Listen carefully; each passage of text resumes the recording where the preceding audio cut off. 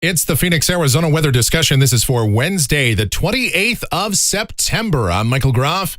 Dry conditions for the most part around here today and for the foreseeable future, but scattered showers and thunderstorms possible across parts of southern and southeast Arizona. Widely scattered storms over the north and eastern portions of the state, the high country. And here in Phoenix, we cannot rule out an isolated storm today and tonight, but temperatures to remain above average for most of the forecast period, as we have had 111 days so far this year with a high temperature of 100 degrees or higher, and that is right on par with the rolling 30-year average around here. How many more 100-degree days do we have? We'll talk about that. And obviously, the elephant in the room, the big story in the weather world, Hurricane Ian, as it is poised to make landfall in southwest Florida. Oh, yeah, you bet we are going to be talking about that. Let's dive in here. First, we'll take a look at the almanac from yesterday. 103 degrees was the afternoon high. More notably, 85 was that record warm morning low. The normal high, 97. The normal low, 74. And as we take a look outside right now here, at this hour of 9:05 a.m., we've got partly cloudy sky, some high clouds out there, 88 degrees at Sky Harbor, dew point at 47, humidity 24%, the winds are light, and the barometer is rising. The upper air look shows high pressure here across the southwest, but you will note there an inverted trough is just to the south of us, and that's going to bring scattered showers and storms to northwest Mexico and along the southern border and portions of southeast Arizona. Enough moisture will be around across our state today for at least widely scattered storms again over the high country. And then, of course, you see Ian down there just about to move onshore in Florida. As a result, that's where most of the weather concerns are for today. Hurricane warnings for much of the Florida Peninsula where you don't have those. You've got tropical storm warnings. You've got flash flood watches. You've got a few flash flood warnings. You've got tornado watches. You've got a few tornado warnings ongoing. Pretty much anything related to a hurricane. Oh, and storm surge warnings for much of the southwest coast of Florida. And there is some degree of good news that we'll talk about. I mean, minor good news in all of this. A silver lining, if you will. We'll cover that in just a moment with regard to storm surge. Then, further to the north, a sign of things to come. We got frost and freeze advisories over parts of Michigan. Further north and west from that system, red flag warnings over Mississippi and Alabama. Very dry conditions there. Low humidity, and they haven't had a whole lot of rain over the last few weeks there. So the issues of wildfires possible there. So interesting to note. And then the convective outlook, we've got the enhanced risk of severe storms along the east coast of Florida. Again, out ahead of, in that northeast quadrant of Ian, that positive vorticity side, along and east of that circulation center, you have the risk of tornadoes today. Widely scattered tornadoes possible. Elsewhere, there could be some isolated tornadoes from those outer bands, even as far west as the west coast of Florida, over toward Tampa Bay. So that is always a concern with a landfalling tropical system. All right, here's the latest on Ian, the satellite presentation. This is about an hour old, but look at that, the well-defined eye there. And it's a very wide eye. It's 30 to 40 miles wide. You don't see that with a system this intense all that often, but there it is. Every hurricane's a little bit different.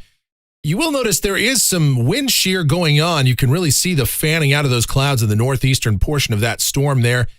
And we are seeing this big trough that's in the east, and that has helped to really block this thing from going on that further westerly track.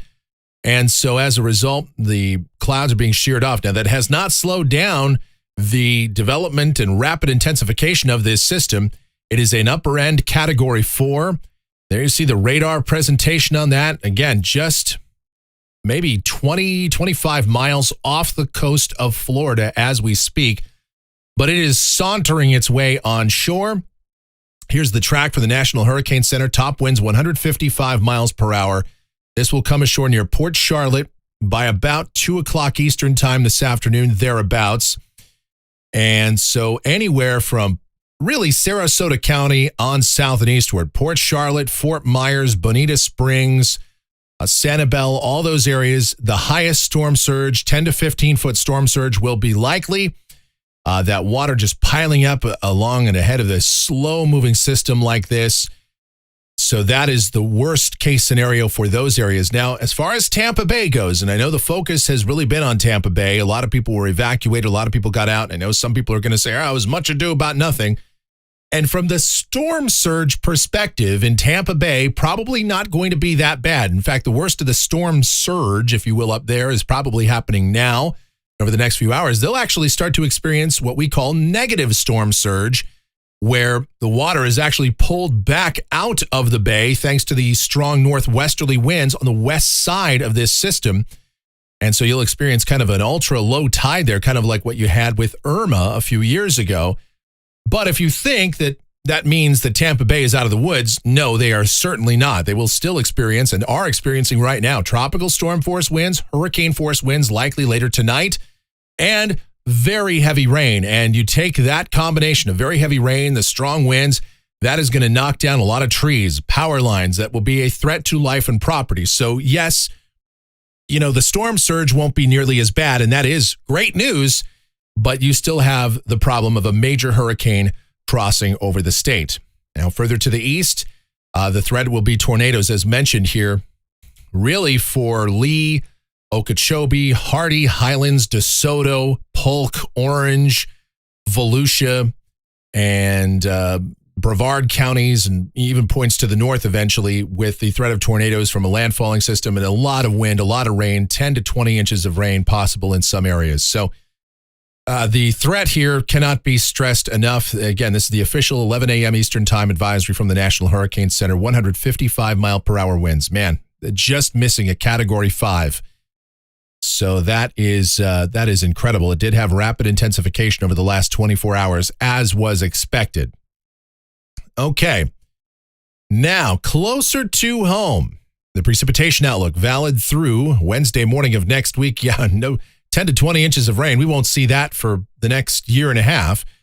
But we will have at least a few showers possible over the high country, and the heaviest rains will be concentrated along our southern border and across northwest Mexico. I could even see maybe as much as a half inch of rain down there with the heaviest showers and storms today and even into tomorrow before things dry out at least somewhat here. And we'll talk about the details of all this right now as we get to the models. Have a look at it. This is the GFS, the 06Z run, valid 2 o'clock this afternoon. A big ridge of high pressure out here across the west. There's that trough in the east that's directing Ian more toward the north-northeast.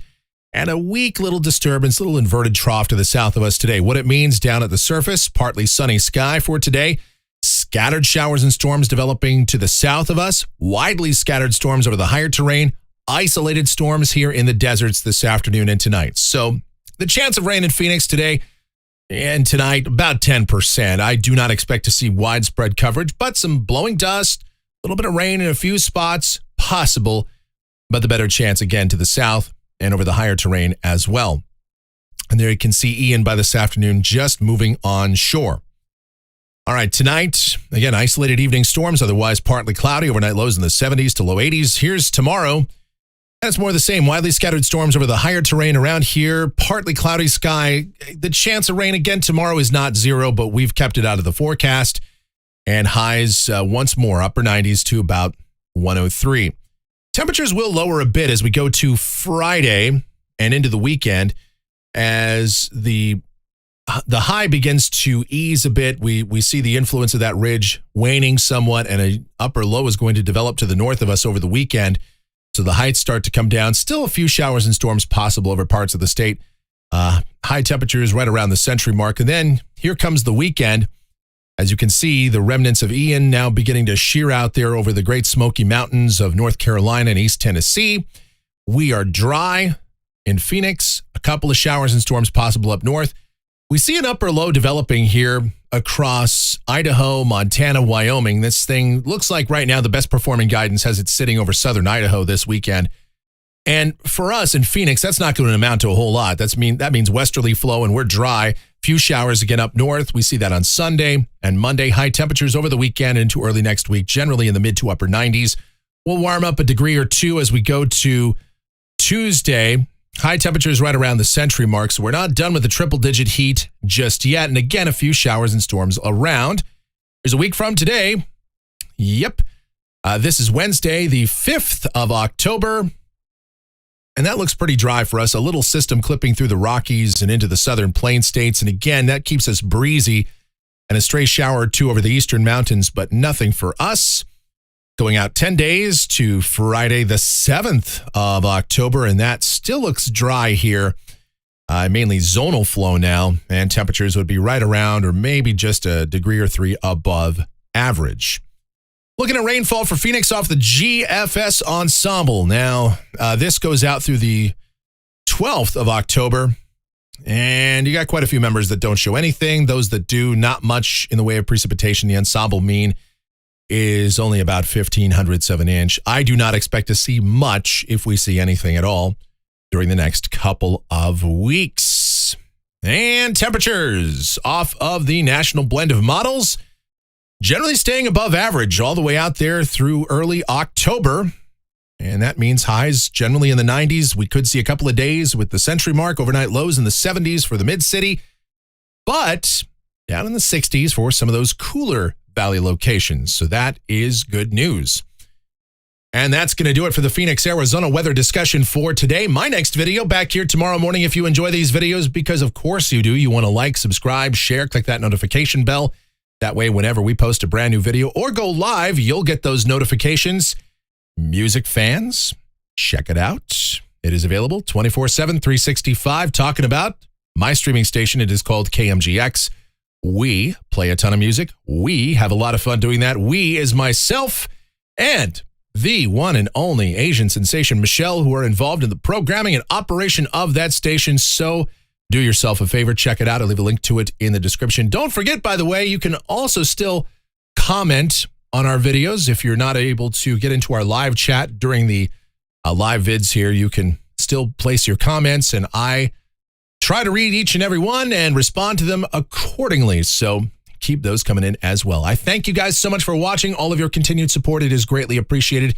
Please be safe, stay cool, stay hydrated out there, and have yourselves an amazing Wednesday.